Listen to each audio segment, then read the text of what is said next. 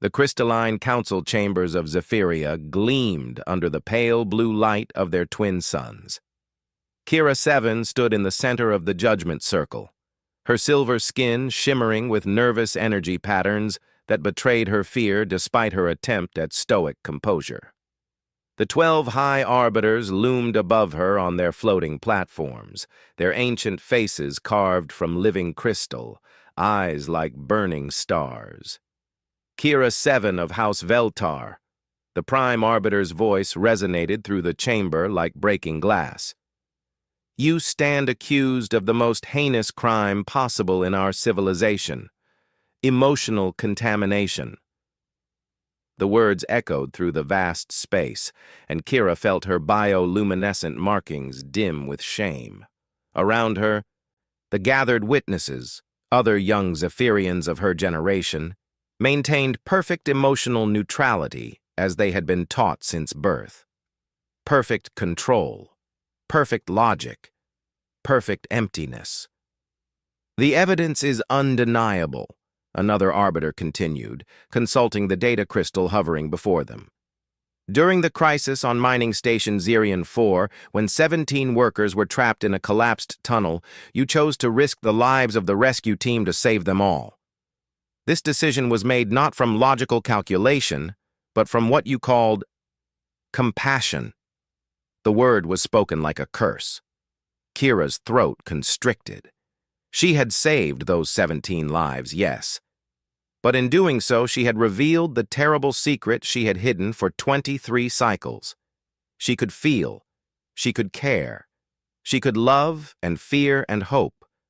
Emotions that had been bred out of her people generations ago in their quest for perfect efficiency. Worse, the Prime Arbiter continued, when questioned about your actions, you showed no remorse. You stated, and I quote from the record, "I would rather die than let even one person perish when I could prevent it." Such dangerous thinking threatens the very foundation of our society.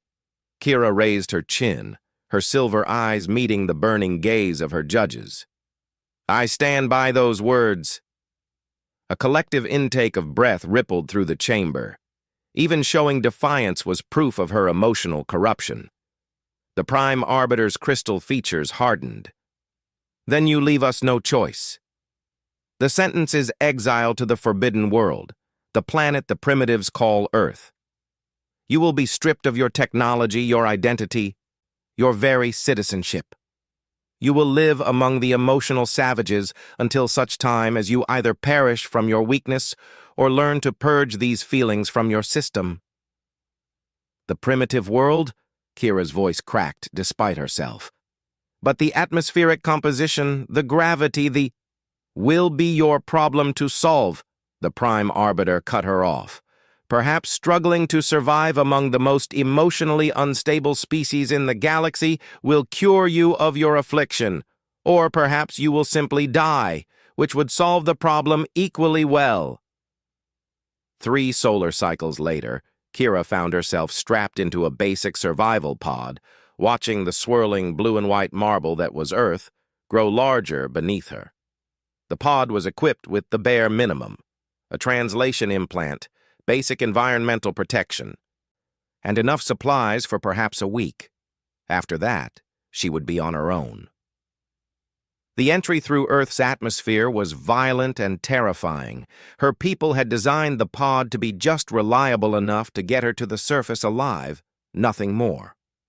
She crashed in a remote forest area, the pod's systems failing one by one as she struggled to free herself from the wreckage.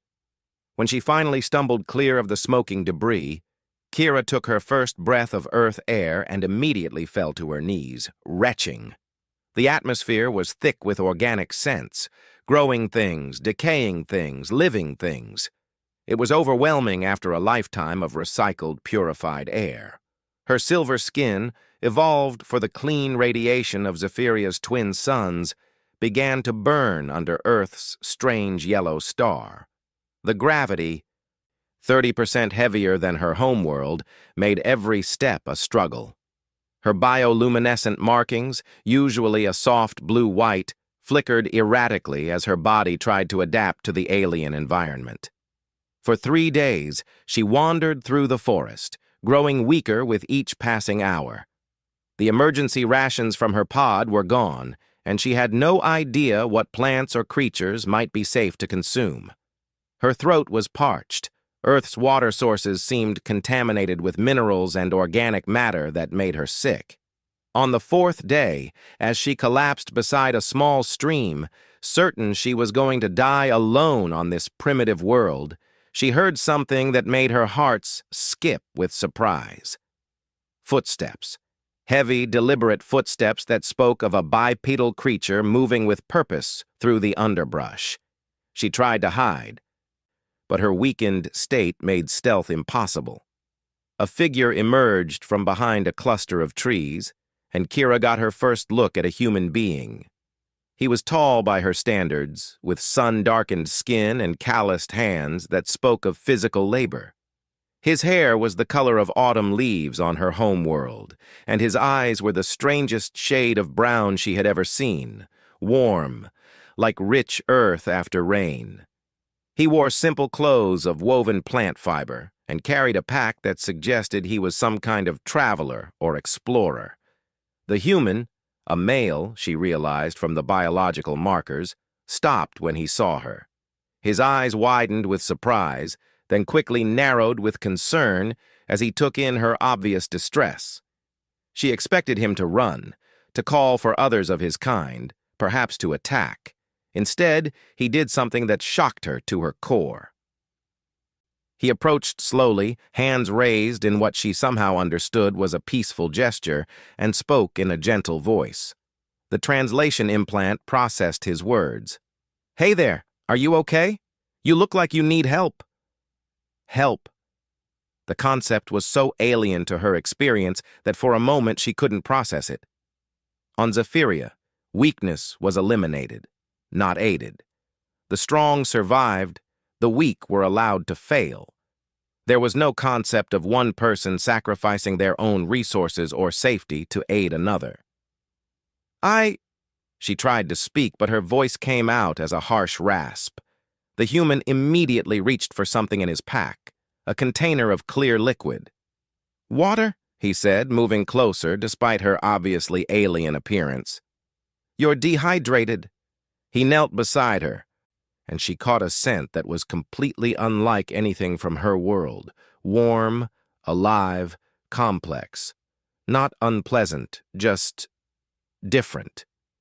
She reached for the container with trembling hands, but was too weak to hold it properly.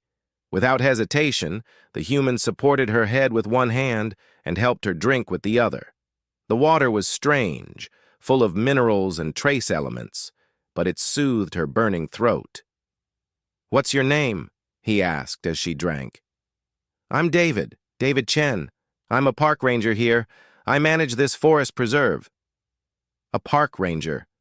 Someone whose job was to protect and maintain a natural area.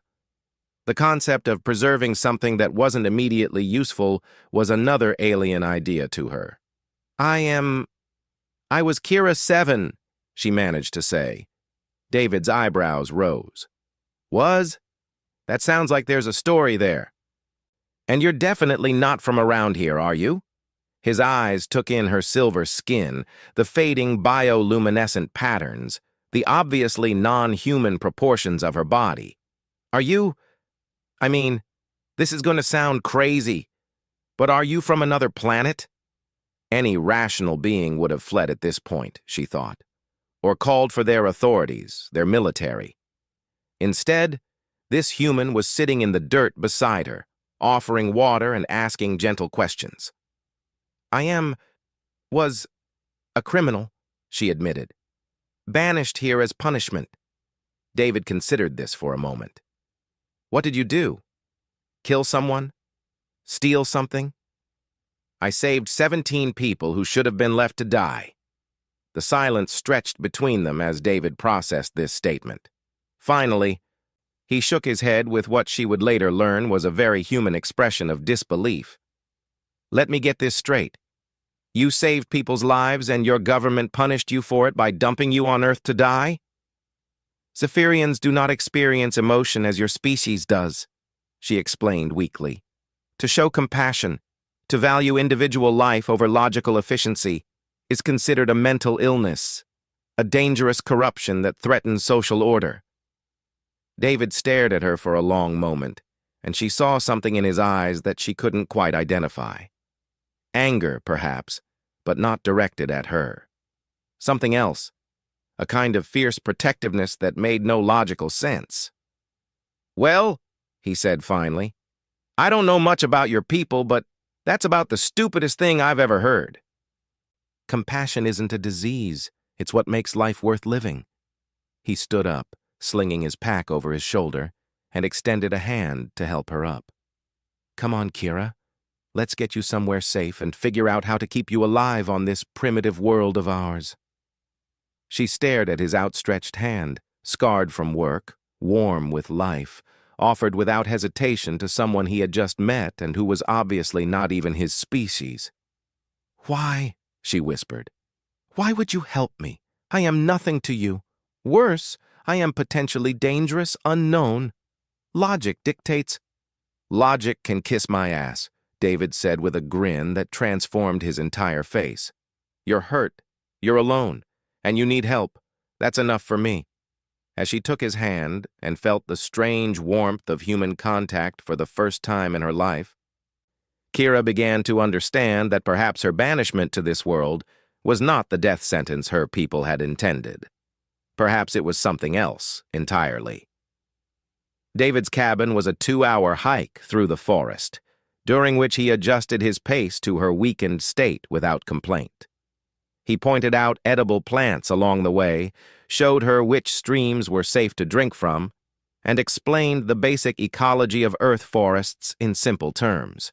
His enthusiasm for his work was obvious, and she found herself fascinated despite her exhaustion. "I've been managing this preserve for 8 years now," he told her as they walked. "It's not the most exciting job in the world, but I love it. There's something about being responsible for protecting a piece of the natural world, you know? Making sure it's still here for future generations." The idea of working not for immediate benefit but for people not yet born was another concept that would have been incomprehensible to her people. Zephyrians planned exactly 17 cycles into the future, enough to ensure immediate stability but no more. Long-term thinking was considered inefficient. The cabin when they reached it was small but well-maintained, built from local wood and stone in harmony with the surrounding forest.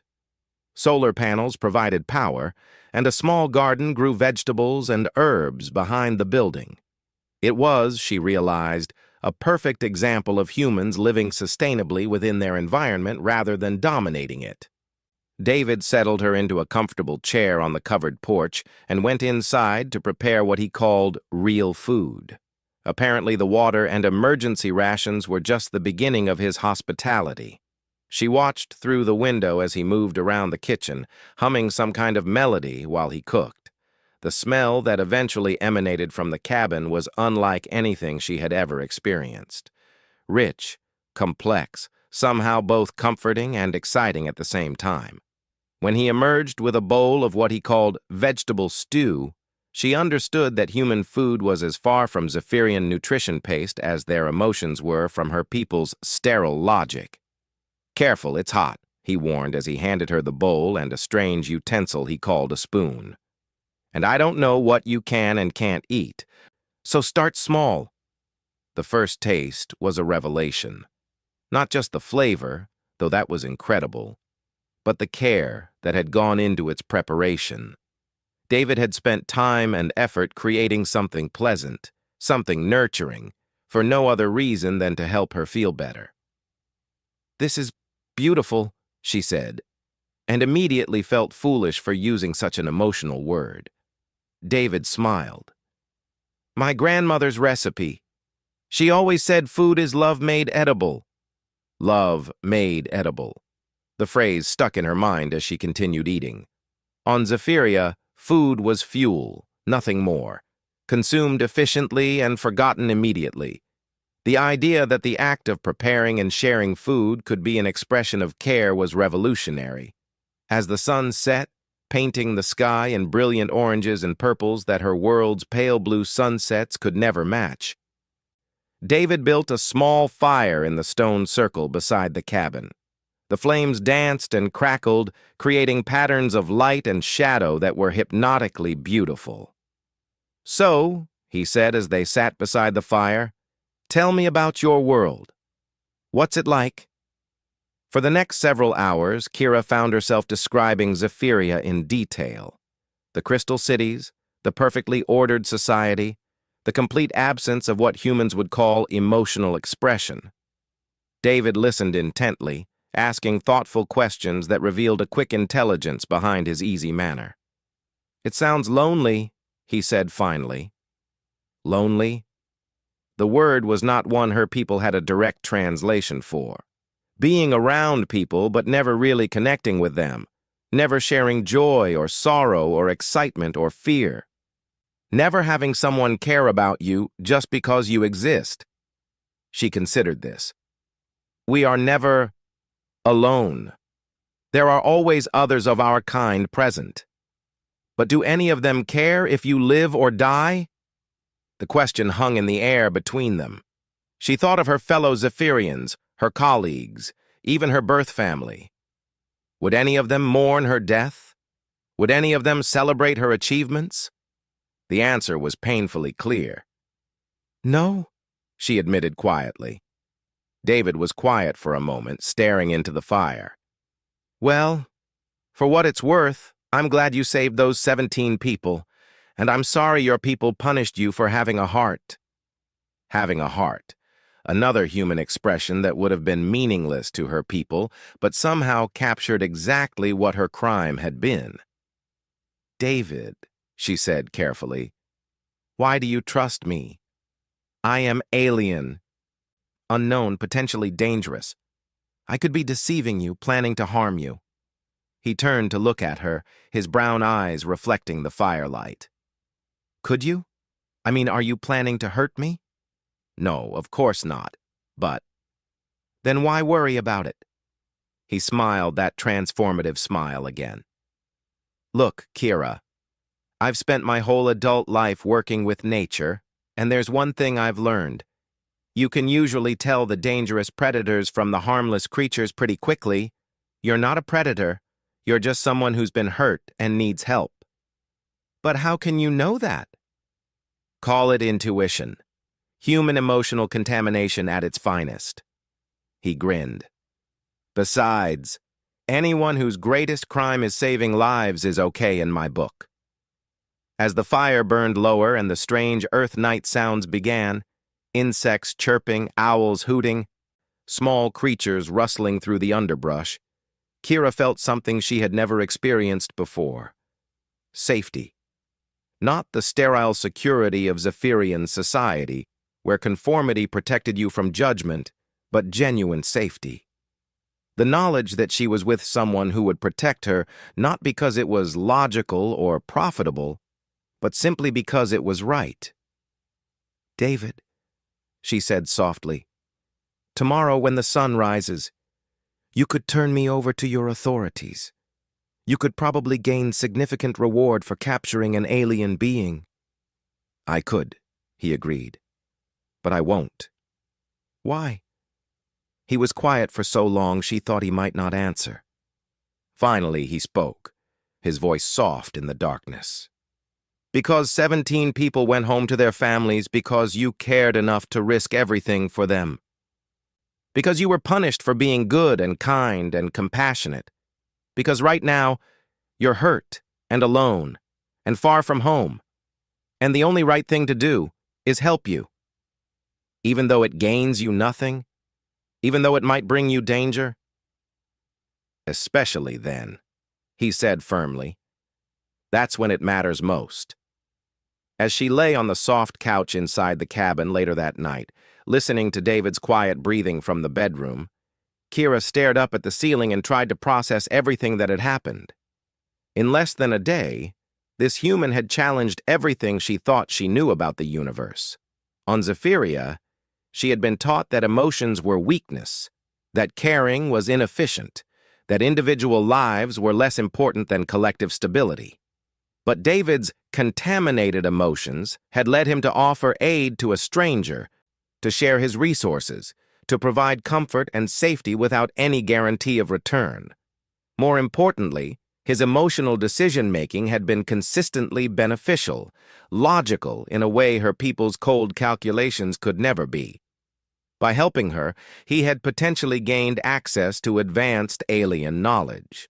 By showing kindness, he had earned gratitude and loyalty. By trusting his intuition about her character, he had made a friend rather than an enemy.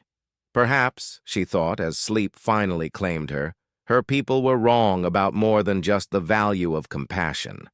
Perhaps they were wrong about everything. 2 months passed like a dream Kira had never known she could have.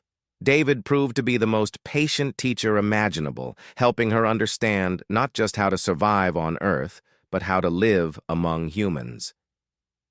He taught her to identify edible plants, to read weather patterns, to understand the complex ecosystem of the forest preserve. But more than that, he taught her about human culture, human values, and the beautiful complexity of emotional existence. "You're a natural," he said one morning as she successfully started a fire using only forest materials. "Most people struggle with this for weeks." Kira smiled, an expression that had become natural to her over the past weeks, though it would have horrified any Zephyrian observer. "Perhaps my people's analytical abilities are useful for something besides cold logic." She had adapted to Earth far better than anyone could have expected. Her silver skin had gradually developed a tolerance for Earth's sun, taking on a subtle golden undertone that David said was quite beautiful. Her bioluminescent markings had begun responding to her emotions in ways they never had on Zephyria, creating soft patterns of light when she was happy or content.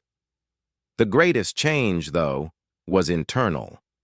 For the first time in her life, Kira was experiencing the full range of emotions that her people had tried to breed out of existence. Joy when David taught her something new, wonder at Earth's incredible biodiversity, sadness when they found injured animals they couldn't save, and something else, something warm and complex when she watched David work or listened to his stories or caught him looking at her with those kind brown eyes. "I've been thinking," David said as they sat on the cabin porch that evening, watching the sunset paint the sky in impossible colors, "about what you told me about your people's technology. The medical advances, the environmental systems, the space travel capabilities." Kira tensed slightly. She had shared details about Zephyrian civilization during their long conversations, but always with the understanding that it was just storytelling, sharing experiences from a world he would never see. "What about it?" "Well, Earth has some serious environmental challenges. Climate change, pollution, habitat destruction, and we're just starting to explore space in any meaningful way. The knowledge you carry could help save millions of lives and preserve entire ecosystems." The weight of his words settled on her like a heavy blanket. She had been so focused on her personal exile that she had barely considered the broader implications of her presence on Earth. "David, I cannot. My people's technology is not meant for species that haven't developed emotional control. The power sources, the genetic modifications, the quantum manipulation systems, they could be incredibly dangerous in the wrong hands."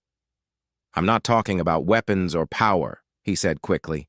"I mean the environmental restoration techniques you mentioned, the medical scanners that can detect diseases at the cellular level, the water purification systems that could clean entire rivers." She stared at him in amazement. "You want to use alien technology to help people?" "Of course.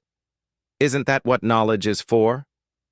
The simplicity of his answer, the automatic assumption that advanced capabilities should be used for the benefit of others, struck her speechless. On Zephyria, new technology was hoarded by the developers, used to gain advantage over competitors, controlled by the ruling councils. The idea of freely sharing life-saving innovations was revolutionary. I would need materials, she said slowly.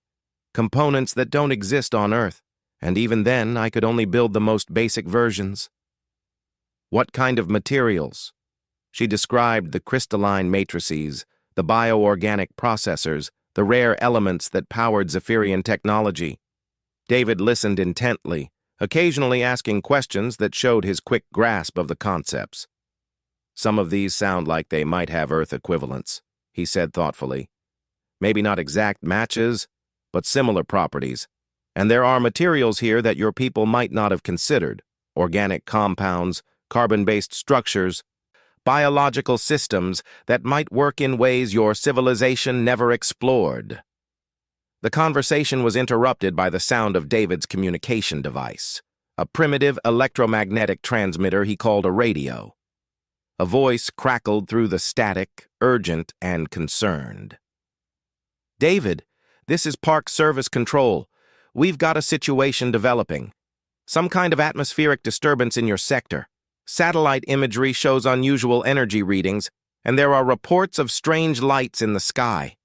Can you confirm? David and Kira exchanged glances. She felt her blood turn cold as understanding hit her. They've come for me, she whispered. Who? Your people? Before she could answer, the forest around them was suddenly illuminated by a brilliant blue-white light descending from the sky.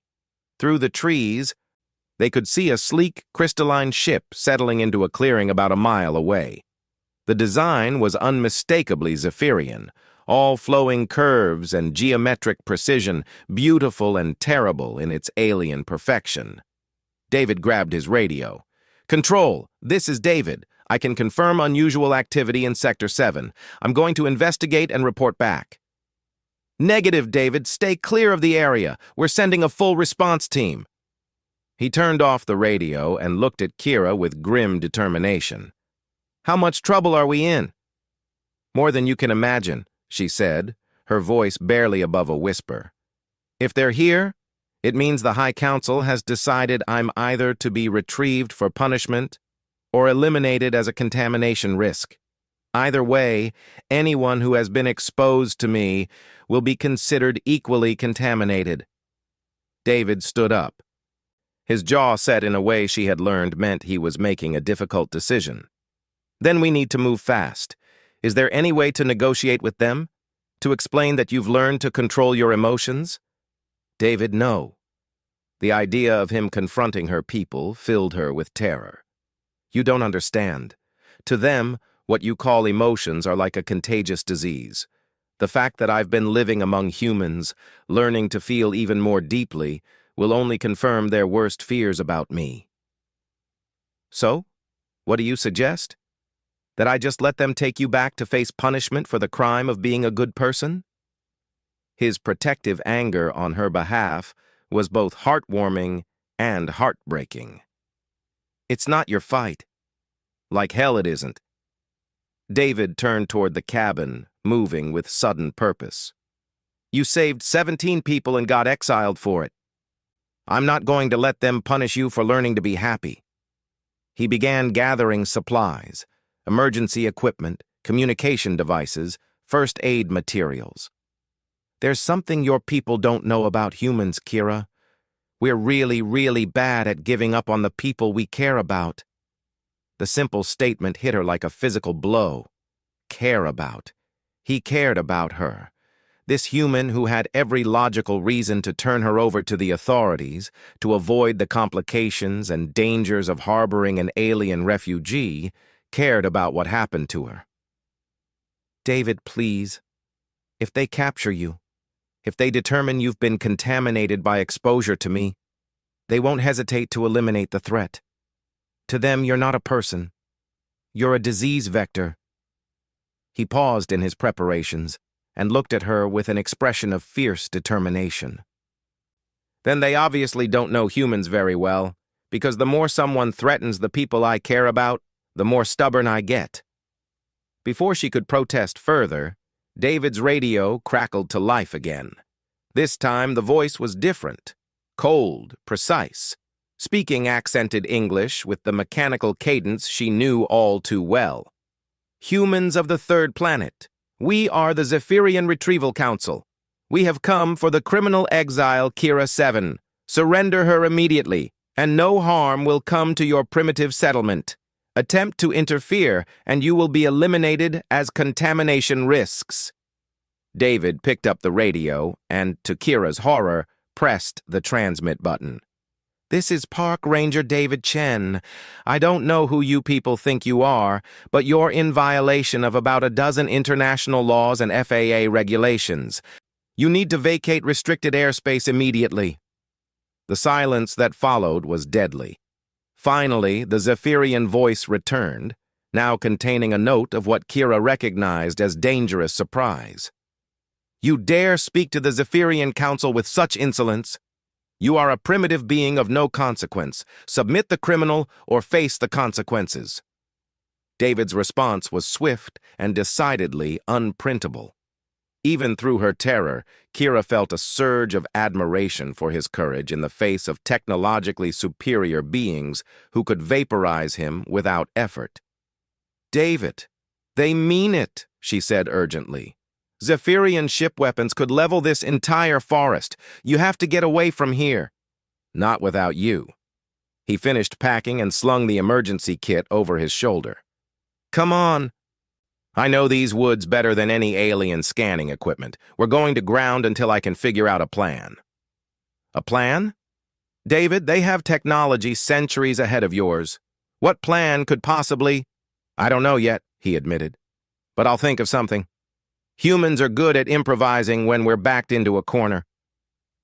They left the cabin and melted into the forest, following trails that Kira had learned over the past 2 months.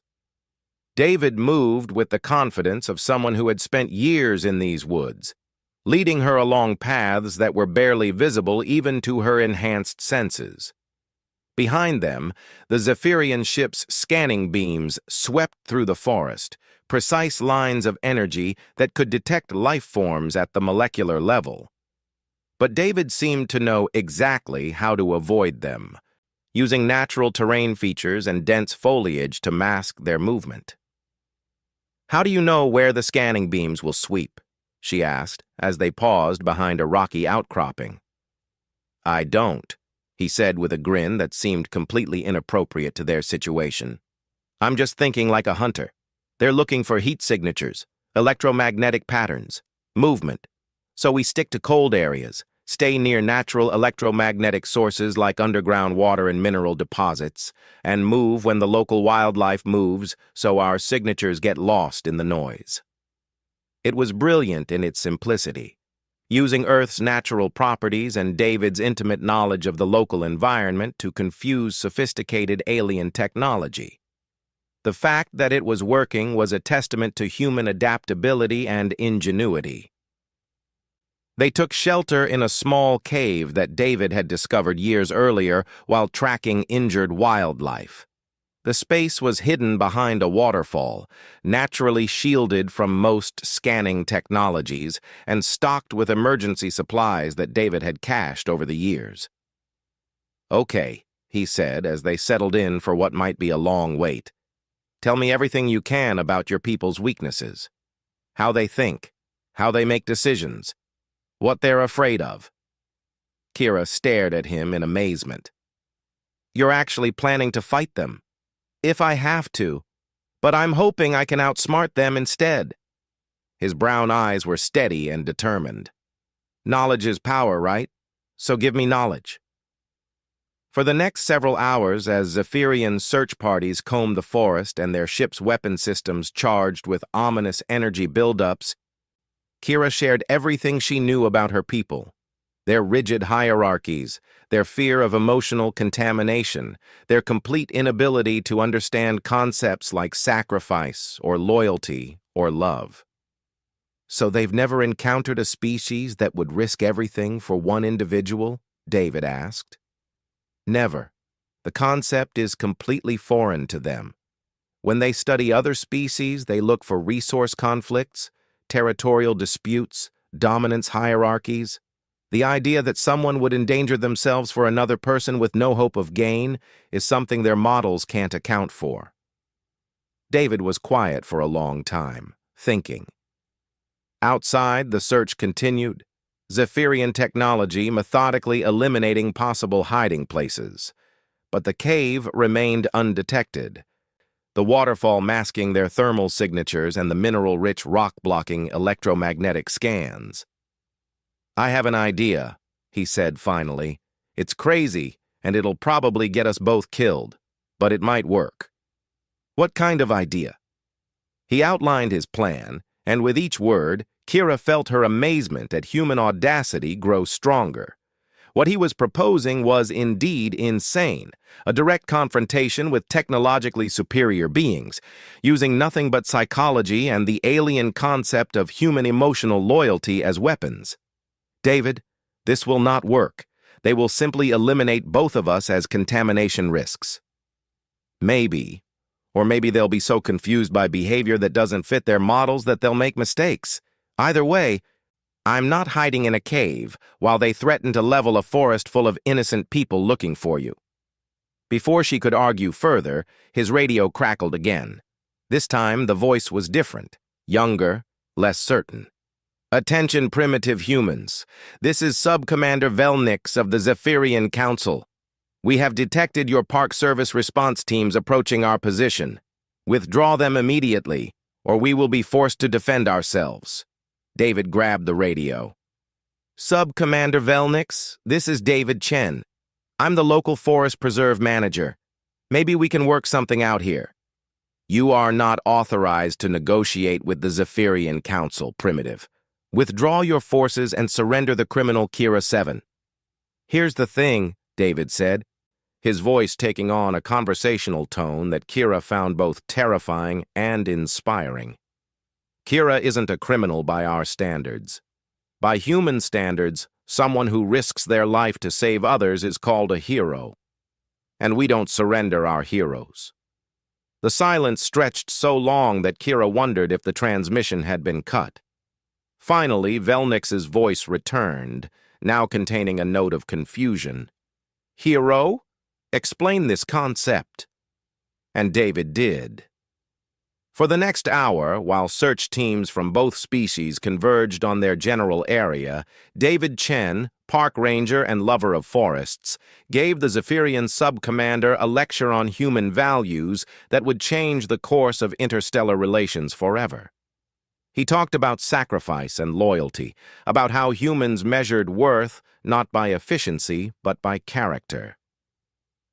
He described the firefighters who ran into burning buildings to save strangers, the teachers who spent their own money to help students, the doctors who worked in war zones to heal anyone who needed help. "You see," David explained as if he were discussing the weather, "humans are pack animals.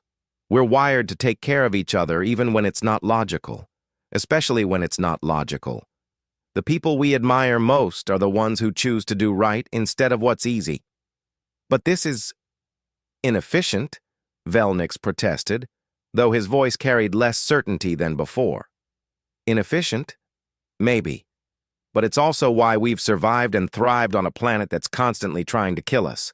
Because when the chips are down, humans don't abandon each other. We fight for each other. And right now, that means I'm fighting for Kira." Kira listened with growing wonder as David continued his impromptu anthropology lesson, explaining concepts that her people considered mental illnesses as if they were the most natural things in the universe. Love, friendship, loyalty, sacrifice, emotions and behaviors that Zephyrian civilization had spent centuries eliminating, David presented as humanity's greatest strengths. "Your species' emotional contamination is a threat to civilized order," Velnix said, but his voice lacked conviction. "Our emotions are what make us civilized," David shot back. "Without compassion, justice is just revenge. Without love, family is just genetics. Without sacrifice, heroism is just showing off. Kira isn't contaminated, she's evolved." As dawn broke over the forest, painting the sky in brilliant oranges and reds that neither Zephyrian technology nor human instruments could truly capture, Kira realized that something unprecedented was happening. A park ranger from a primitive world was teaching advanced aliens about the value of feelings, using nothing but sincerity and stubborn human determination. And somehow, impossibly, it seemed to be working. Through the cave opening, they could see Zephyrian searchcraft hovering uncertainly above the forest canopy, their movements less precise than before. Human vehicles, park service trucks, emergency response teams, even what looked like military units, had formed a loose perimeter around the area, but nobody was shooting. "Sub-Commander," David said into the radio, "I'm going to make you an offer. Let me come to your ship. Let me show you what Kira has learned during her time here, how she's grown and changed. See for yourself whether emotion makes people weaker or stronger." "David, no," Kira whispered, grabbing his arm. "If you board their ship—" "I know the risks," he said quietly, covering her hand with his. "But I also know that the only way to defeat fear and misunderstanding is with courage and truth. Besides," he grinned that transformative smile, "I've got something your people have never seen before." "What's that?" "A human being who's decided to be stubborn about protecting someone he loves." The word hung in the air between them. Love. He had said it so simply, so naturally, as if it were the most obvious thing in the world. And looking into his warm brown eyes, Kira realized that it was obvious. Despite every logical reason to abandon her, despite the dangers and complications she had brought into his peaceful life, this extraordinary human being loved her. For the first time since her exile began, Kira smiled with genuine hope. Because if David was right about human stubbornness, and if love really was as powerful as he seemed to believe, then perhaps they had a chance after all. David Chen walked toward the Zephyrian ship with steady steps, though Kira could see the slight tremor in his hands that betrayed his nervousness. The crystalline vessel loomed before him like a frozen waterfall, all flowing curves and impossible angles that hurt to look at directly. Energy patterns danced across its surface, beautiful, alien, and undeniably dangerous. Kira followed at a distance, as they had agreed. David would make first contact alone, but she would be close enough to intervene if necessary. The human authorities had taken positions throughout the forest, creating a tense standoff that could explode into violence at any moment. "I must be out of my mind," David muttered into the radio he wore, knowing Kira could hear him, walking up to an alien spaceship to give them a lecture on feelings. "You're the sanest person I've ever met," Kira responded softly. "And the bravest." The ship's entrance manifested as David approached. The crystalline hull simply flowed apart to create an opening, revealing a corridor that pulsed with soft blue light. At the threshold stood 3 Zephyrians in full ceremonial armor, their crystal-embedded suits making them look like living statues. The center figure spoke with the voice Kira recognized as Sub-Commander Velnix. Human David Chen. "You are either very courageous or very foolish to come here." "Probably both," David admitted with a slight smile. "But I figure that's what makes us human." He stepped through the entrance, and Kira held her breath as the alien technology closed behind him. The ship's interior was a marvel of Zephyrian engineering. Walls that seemed to be grown rather than built, surfaces that responded to thought as much as touch, gravity fields that created multiple walking surfaces in the same space. But what struck David most forcefully was the atmosphere. Not the breathing mixture, which his body could handle for a short time, but the emotional atmosphere. It was like walking into a library that had never heard laughter, a hospital that had never seen tears of joy, a home that had never known love. "This place feels empty," he said aloud, and saw the Zephyrians exchange glances that might have been confusion.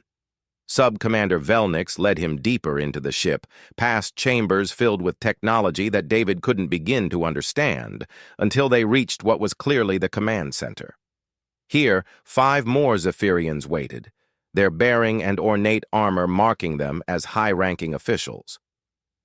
Human David Chen, the central figure intoned, her voice carrying the weight of absolute authority.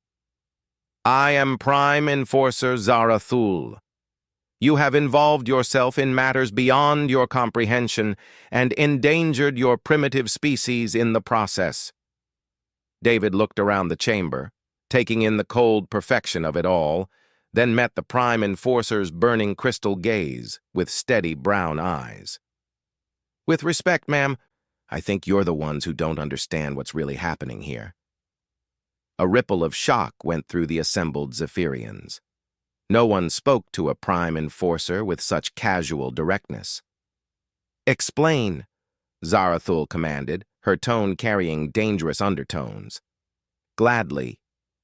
David moved to the center of the chamber, apparently unintimidated by being surrounded by beings who could end his life with a thought. You called Kira a criminal because she saved lives. You exiled her because she showed compassion. You came here to punish her for learning to be happy, and you can't understand why I'm willing to risk everything to protect her. Correct.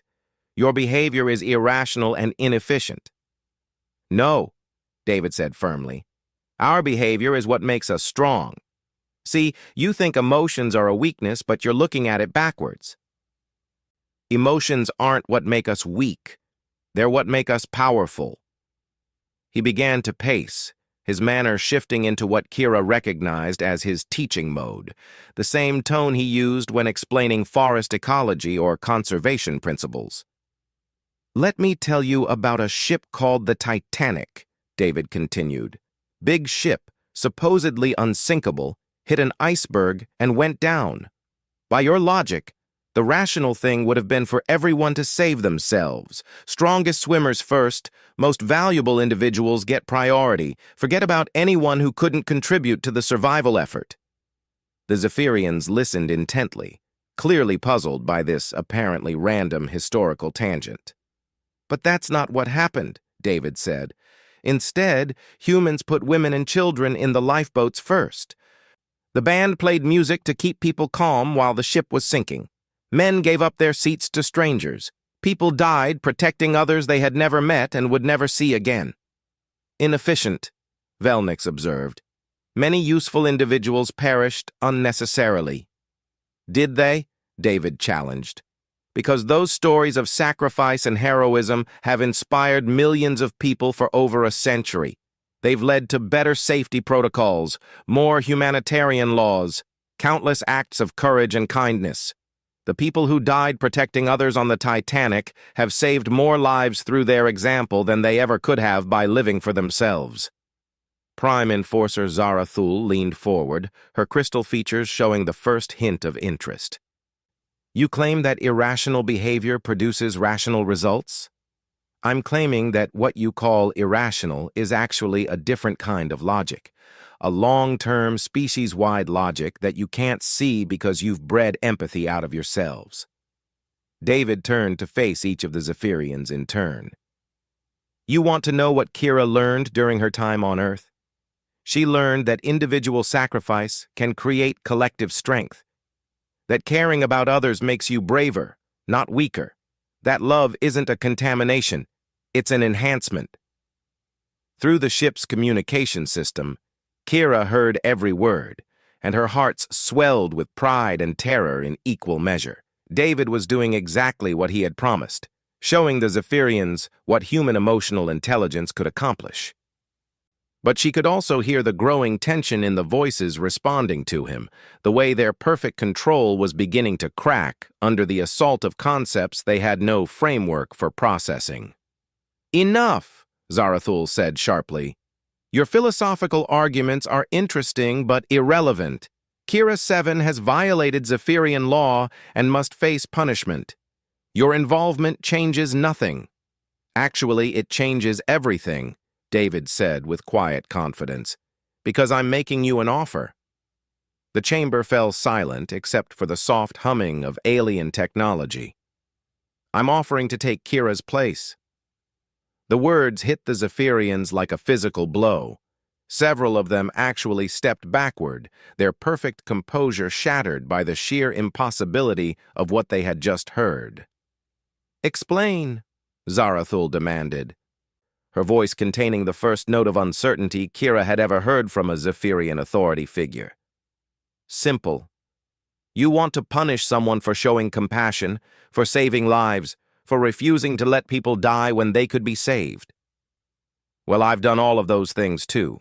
I'm just as contaminated as Kira is. More so, actually, because I was born this way."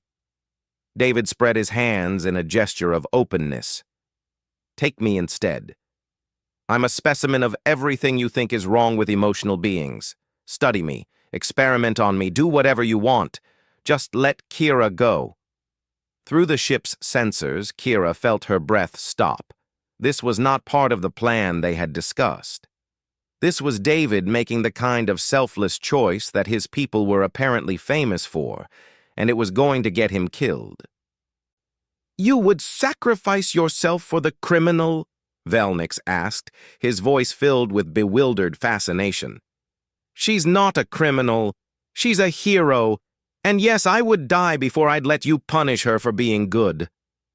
The silence that followed was profound.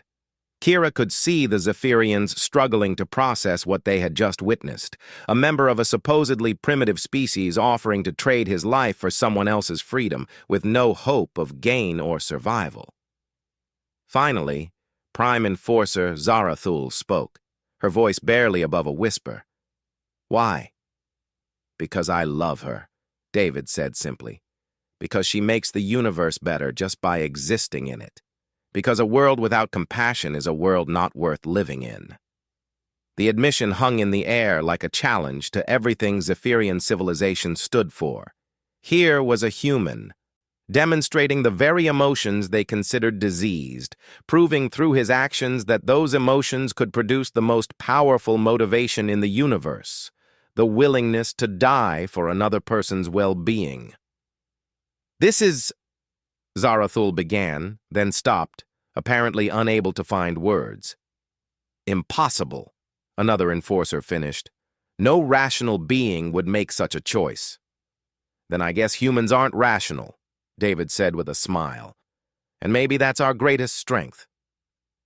What happened next would be recorded in both human and Zephyrian history as the moment when two species truly met for the first time. Zarathul, Prime Enforcer of the Zephyrian Council, a being trained from birth to value logic above all else, experienced something her people had bred out of themselves centuries ago. She felt wonder. "Show me," she said suddenly. "Show you what?" "This love, this compassion. Show me how it works." David looked around the chamber, then toward the ship's hull, where he knew Kira was waiting. "Kira, can you hear me?" "Yes." Her voice came through the communication system, tight with worry. "Come aboard. These people need to see what they've been missing." For a moment, Kira hesitated. Entering the ship would put her completely at the mercy of her own people, with no possibility of escape if things went wrong.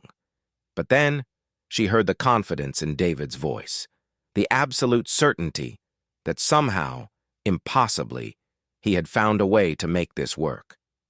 The ship's entrance opened for her, and she walked through corridors she recognized, but that now felt different somehow. The sterile perfection was still there, but underneath it, she sensed something new. Questions where there had been only certainty, curiosity where there had been only judgment. When she entered the command chamber, the Zephyrians stared at her with expressions she had never seen on her people's faces. Not the cold disapproval she had expected, but genuine fascination, as if she were some exotic creature they had never encountered before. "Kira 7, Zarathul said formally. "You have been exposed to human emotional contamination for 63 solar cycles. How has this affected your efficiency ratings?" It was such a perfectly Zephyrian question that Kira almost smiled. "I have become approximately 40% less efficient at routine tasks." "And yet," David interjected, "she's also become about 1,000% more effective at the things that actually matter." He moved to stand beside Kira, taking her hand in his without hesitation. The casual display of affection caused another ripple of shock through the assembled Zephyrians. "Watch," David said. Then he looked at Kira and smiled, that transformative expression that lit up his entire face. And Kira, infected by his joy, smiled back. Her bioluminescent markings began to glow with soft, warm patterns that turned her skin into living art. "She's beautiful when she's happy," David said simply.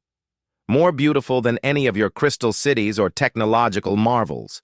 And that beauty comes from her capacity to feel, to care, to love." "But the inefficiency?" Velnix protested weakly. "Screw efficiency," David said bluntly. "You know what's efficient? A machine. You know what's alive? A being who can laugh and cry and hope and dream and love someone so much they'd give up everything to see them happy." He turned to address the entire chamber. "You've spent centuries trying to become perfect machines. But perfection without soul is just emptiness. You've gained control, but you've lost meaning. You've eliminated suffering, but you've also eliminated joy." "And what would you have us do?" Zarathul asked, her voice now carrying genuine curiosity rather than authority. "Abandon our civilization? Embrace chaos?" "Learn," David said. "Learn what Kira learned. That feelings aren't a weakness to be eliminated. They're a strength to be channeled. That compassion makes you braver, not weaker. That love is the most powerful force in the universe." He gestured toward the ship's hull, toward the forest beyond where human and Zephyrian forces still maintained their tense standoff. "Your people and mine could help each other. You have technology that could solve our environmental problems, cure diseases, open the stars to us. We have something you need just as badly. We know how to care about each other." For a long moment, the chamber was silent except for the soft humming of alien technology. Finally, Zarathul spoke, her voice carrying none of its former certainty. "What you suggest is unprecedented. To willingly expose ourselves to emotional contamination would violate every principle of our civilization." "Then maybe it's time for new principles," David said gently. "Maybe it's time for your people to remember what it feels like to be alive." Kira watched in amazement as she saw something she had never expected to witness: Zephyrians struggling with concepts that challenged their fundamental worldview. The perfect order of their society was cracking, not under external pressure but under the simple recognition that something was missing from their lives.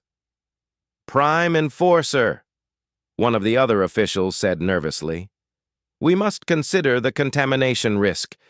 If word of this reaches the High Council, the High Council will learn of this when I choose to inform them," Zarathul said firmly. Then, in a voice that carried wonder and fear in equal measure, she added, "Perhaps it is time for them to learn as well." She turned to David and Kira, studying them with new eyes. Human David Chen. Former criminal Kira 7. I am prepared to make an unprecedented decision. But first, I must understand one thing. "What's that?" David asked. "If I were to release Kira from exile and allow her to choose her own path, what would she choose?" Kira felt David's hand tighten around hers, offering strength and support without words. She looked at this human who had risked everything for her, who had challenged an entire alien civilization with nothing but stubborn love and moral courage, and knew that her choice had been made long ago. "I choose Earth," she said clearly. "I choose humanity. I choose to live among people who believe that compassion is strength, that sacrifice has meaning, that love is worth any risk." She paused, then added with a smile that would have scandalized any Zephyrian authority just hours before, "I choose to be emotionally contaminated for the rest of my life." Prime Enforcer Zarathul stared at them for a long moment, then did something that would change the course of galactic history. She smiled. not the perfect, controlled expression that Zephyrians were taught for social necessity, but a genuine smile of joy and discovery. Then your exile is ended, Kira 7. Live freely among the humans, and may you find the happiness that our people have forgotten how to seek. 3 months later, David stood on the porch of his cabin, watching Kira tend the expanded garden they had planted together. Earth vegetables grew alongside hardy Zephyrian food plants, creating a living symbol of two worlds learning to coexist. In the clearing where the Zephyrian ship had first landed, a small research station was under construction, the first joint human-Zephyrian facility, where scientists from both species would work together to solve the challenges facing their worlds. The transformation hadn't been easy. Some humans remained suspicious of alien visitors, while some Zephyrians viewed the embrace of emotion as a dangerous heresy. But slowly, carefully, bridges were being built between two species who had more to learn from each other than either had imagined. "David!" Kira called from the garden, her voice carrying a happiness that still amazed him. "The crystalline corn is ready for harvest." He walked over to where she knelt among plants that glowed with soft inner light, their hybrid nature allowing them to thrive in earth soil while producing nutrients that could help feed millions. Her bioluminescent markings danced with contentment as she worked, patterns of light that spoke of joy, purpose, and love. "You know what the best part is?" he said as he knelt beside her. "What's that?" "Your people sent you here as punishment, but instead you found something they didn't even know existed. You found home." Kira looked up at him, her silver eyes bright with tears that her people would have considered a sign of weakness, but that David knew were expressions of the deepest strength. "I found more than home," she said softly. "I found proof that the universe has room for miracles." As the sun set over the forest preserve, painting the sky in colors that no Zephyrian technology could replicate, David Chen and Kira 7 worked side by side in their garden, tending hybrid plants that represented the marriage of logic and emotion, efficiency and beauty, survival and joy. Behind them, the research station's communication array hummed with messages traveling between Earth and Zephyria, carrying not just data but stories, jokes, songs, and dreams. The careful exchange of ideas between species who were finally learning that difference was not something to be feared, but something to be celebrated. In the end, Kira thought as she watched David's hands tenderly guide a delicate seedling into the soil, the Zephyrian High Council had been right about one thing. Exposure to human emotions was indeed contagious. They just hadn't realized it was a good thing.